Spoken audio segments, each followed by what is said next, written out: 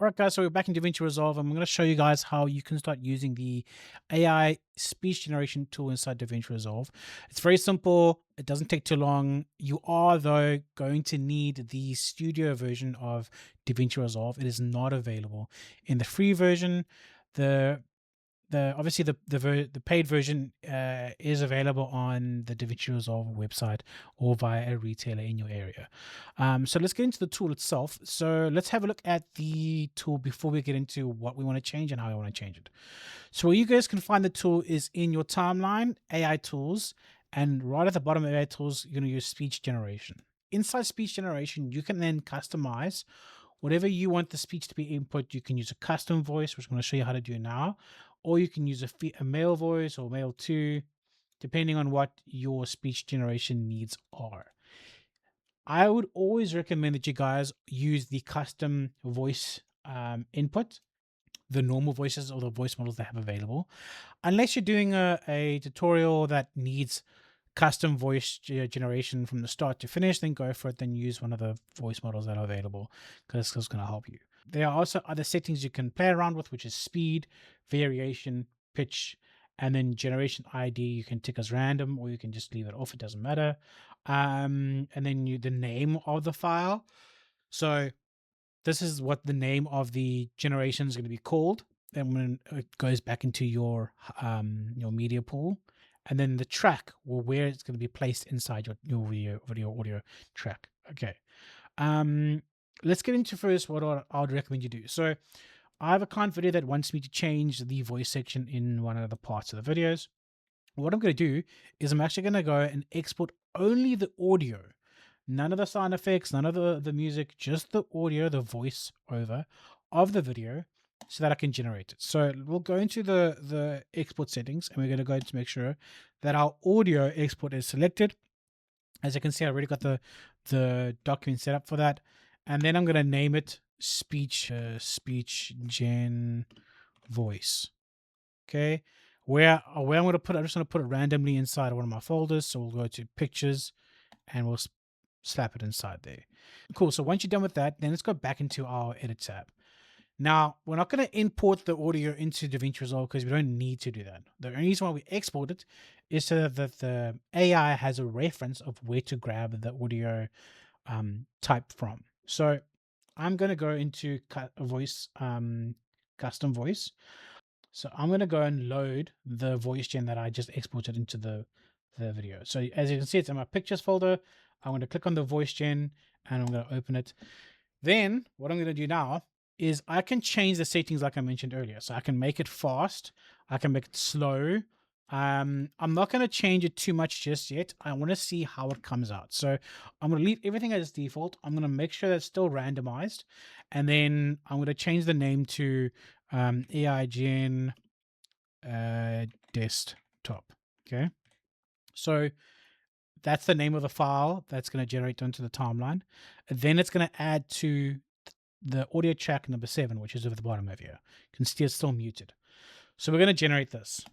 Okay. It's going to take some time for the AI to analyze the voice and then generate that. It can take longer depending on your machine, but just give it some time. Have a bit of mercy on the AI. All right. So what we're going to do is we're going to mute this audio and just have a listen to what it sounds like. Unmute that one. The Seagate One-Touch desktop drive. The Seagate One-Touch desktop drive. Okay, so let's have a listen to the original audio. How much of your life? This is the Seagate. Okay, so let's put it in right over there. This the Seagate One-Touch desktop. I'm going to go back into the generation tool, and I'm just going to add in an additional word to assist with the audio section. So this is the Seagate One-Touch desktop drive. That's what I'm going to add to the audio file, and I'm going to give it the same spot on audio track 7, and we're going to go generate.